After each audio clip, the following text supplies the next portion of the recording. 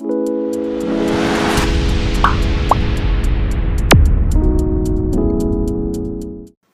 کی ویڈیو میں ہم آپ کو ایک ایسی برطانوی جاسوسہ کے بارے میں بتائیں گے جنہیں سر میں گولی مار کر قتل کر دیا گیا اور پھر ان کی لاش کو نظر آتش کر دیا گیا۔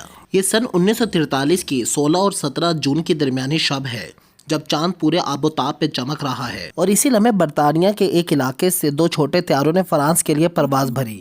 ان طیاروں نے انتہائی تاریکی میں ٹیک آف کیا تھا اور ان کے پائلٹ اتنی اجلت میں تھے کہ انہوں نے اپنے گھٹنے پر رکھے نقشے پر نظر ڈالنے کے لیے ٹارچ تک کا استعمال نہیں کیا۔ انہوں نے اپنی جان خطرے میں ڈال کر جرمن فوجیوں کے بارے میں خفیہ معلومات انگلستان بھجوائیں۔ وہ فرانسیسی ریزیڈنٹ موومنٹ کی سرگرمیوں کی مکمل خبریں بھی برطانیہ کو پہنچاتی رہیں۔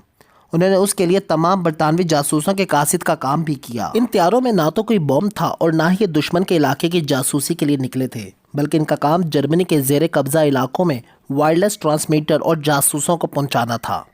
ان جاسوسوں میں ایک نور عنایت خان بھی تھیں جو ماسکو میں پیدا ہوئیں اور ان کا تعلق انڈیا سے تھا۔ آتھر میگیٹیا لکھتے ہیں کہ خفیہ سیل سینما کے لیے کام کرتے ہوئے نور ہر اتوار کو صبح 9:05 بجے لندن پیغامات بھیجتی تھیں۔ بدھ کو پیغامات بھیجنے کا وقت 2:10 ہوتا تھا، جبکہ لندن سے انہیں ہر روز صبح 6 بجے اور دوپہر 1 بجے پیغامات بھیجے جاتے تھے۔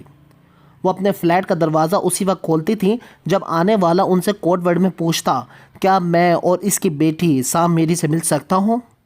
نور جب فرانس پہنچی تو وہ اپنا ٹرانسمیٹر اپنے ساتھ نہیں لے جا سکی۔ 21 جون کو نشریات میں کوڈ لینگویج میں ایک پیغام دیا گیا جس کا مطلب یہ تھا کہ اس رات 2 ریڈیو سیٹ اور نور کا سوٹ کیس پیراشوٹ کے ذریعے کھیتوں میں گرایا جائے گا۔ نور اس جگہ پہنچ گئے جہاں ان چیزوں کو پیراشوٹ کے ذریعے گرایا جانا تھا۔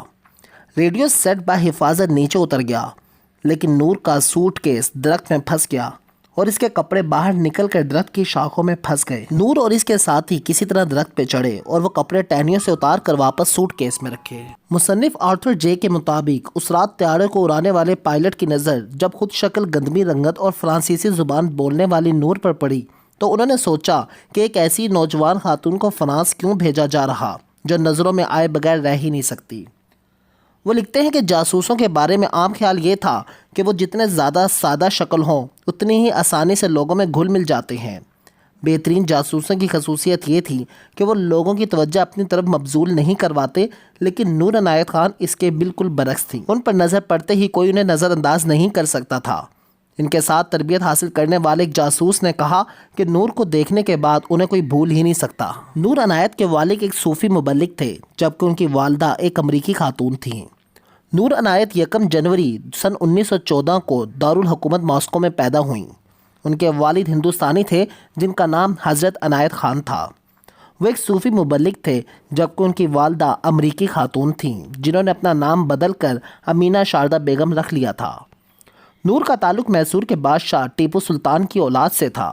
یہ وہ دور تھا جب چھوٹے پیروں والی خواتین خوبصورت سمجھی جاتی تھیں، اس لیے نور کی والدہ بچپن میں ان کے پاؤں باندھ دیتی تھیں تاکہ وہ ہمیشہ چھوٹے ہی رہیں۔ نور عنایت کی جاسوسی کے پیشے کی طرف راغب ہونے کی وجہ ان کے بھائی ولایت خان تھے جو رائل ایئر فورس میں نوکری کرتے تھے۔